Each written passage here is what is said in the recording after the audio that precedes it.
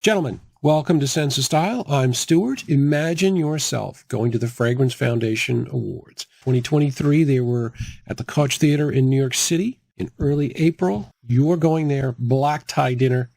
Last year, Kate Blanchett was a presenter to the chairman of L'Oreal. Kiki Palmer, an actress, was there. Diane Kruger, she was in a Tarantino movie. She was there. And the creme de la creme of the fragrance community in North America were there. And aside from your tuxedo, what are you wearing? I'll tell you two fragrances I wouldn't be wearing. I wouldn't be wearing this, or anything like them for that matter, because for that kind of occasion, it's professional, it's an award, I wouldn't be wearing. That's just not appropriate. You're looking for something classy, clean, sophisticated, and elegant. I have 8 fragrances on this list that fit that bill, and you might be very surprised which ones are on it.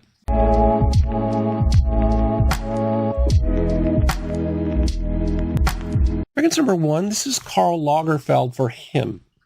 Now, I paid $14 and some cents, I can't remember exactly for this, retail at a drugstore in Canada, but I would not hesitate to wear this fragrance for a formal event, a big time event, because as you can tell by the bottle, it's very simple, very elegant.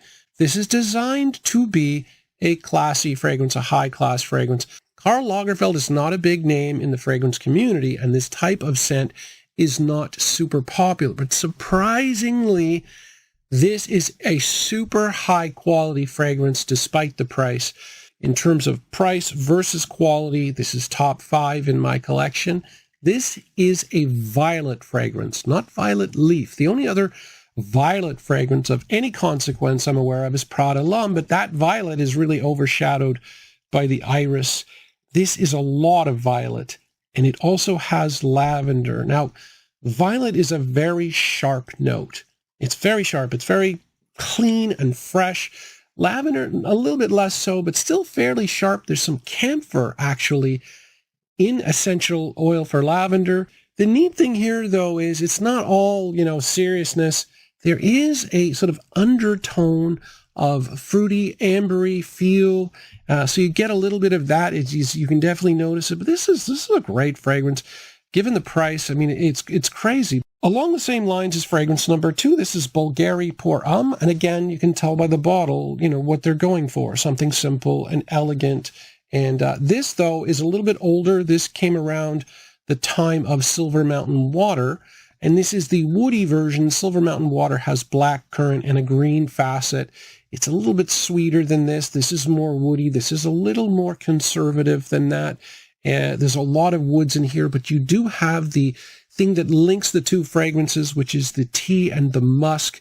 That is quite a soothing feel. This is quite a soothing fragrance, but it is more professional. But just like for him, by Lagerfeld, this is another inexpensive fragrance. I did not pay a lot for this, but this fragrance really suits an occasion like that.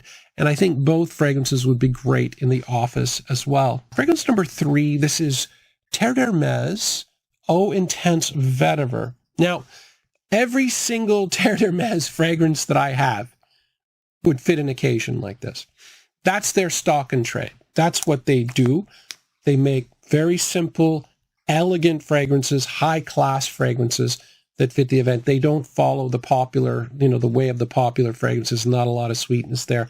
But ironically, this one would probably push the envelope as much as any fragrance on this list because, yes, it is a woody citrus. There's 3 citrus notes on the top, the usual suspects, grapefruit and bergamot and lemon. And in the base, tons of vetiver.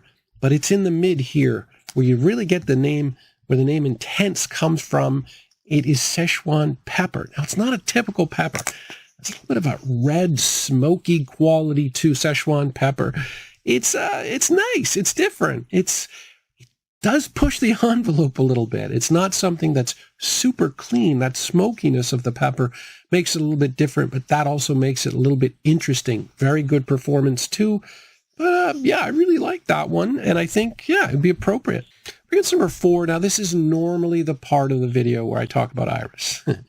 because iris is another way of being sophisticated aside from being clean and woody. I went in a different direction, though. I went with Lum Al Te by Yves Saint Laurent. Now, Lum Al Te is not iris, it's rose. Both are powdery and sophisticated. I really like this. I'm actually wearing this at the moment. It doesn't have a super feminine rose because of the amount of ginger in it. The ginger kind of counteracts that. It's got a little bit of sweetness, though, and yeah, it's very powdery, very elegant. It's been discontinued, so it's hard to get. It's kind of rare.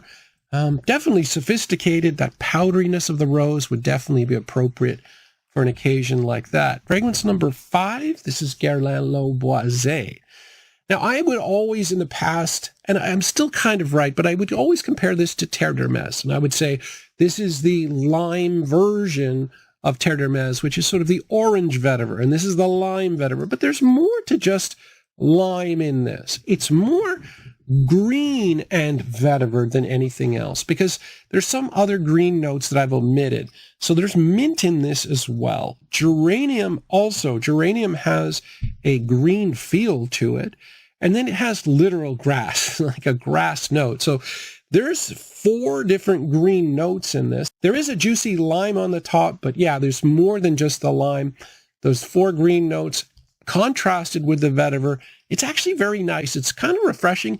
It's not entirely just an office fragrance. It'd be really nice to wear in the summer, in the warm weather, given the fact that the Fragrance Foundation Awards are in April. I think that would be appropriate. Good performance, too. And even though this one has been discontinued, didn't take me long yesterday to find it online at a fairly reasonable price. You can get a full presentation, this 100 milliliter bottle, for $90 US, which these days is not so bad for a fragrance like this. So yeah, discontinued, but still good. Now I'm pushing the envelope again, because fragrance number 6 is Calvin Klein's Eternity. And hear me out.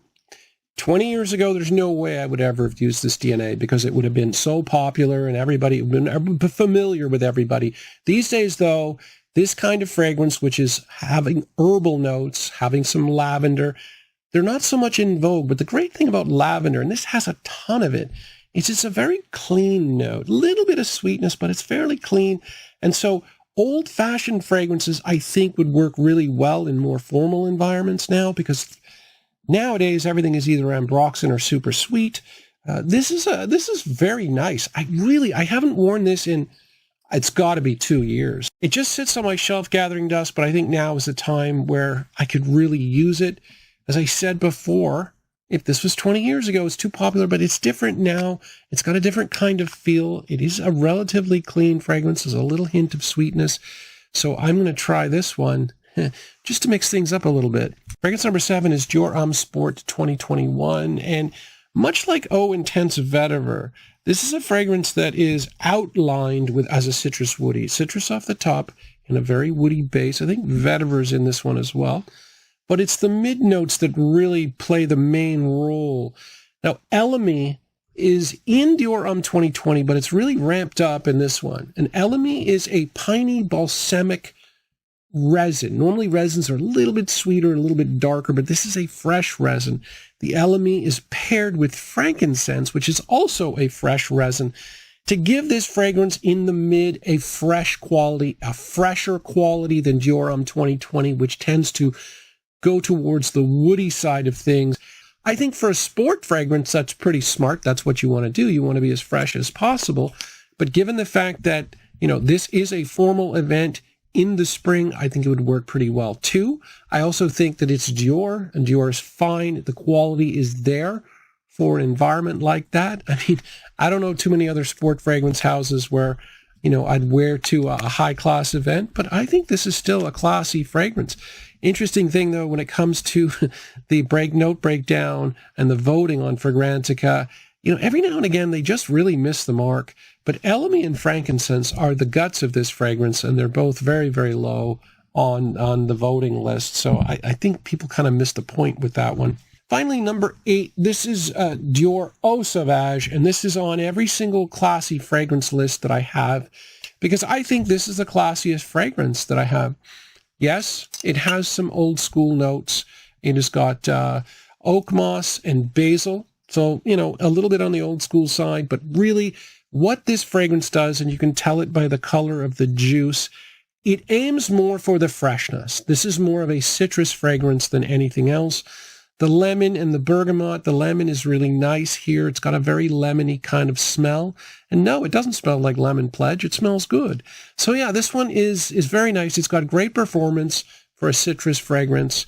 It's a great summer fragrance, summer wedding. I always use that expression. Comes in a nice bottle. It's got a magnetic cap. It's got a magnetic cap. Anyway, yeah. So these are fragrances that I would wear to a more formal event, and you do not have to break the bank. You don't even have to go niche to smell formal, to smell clean, to smell elegant, to smell successful. Thanks for watching, guys. Take it easy.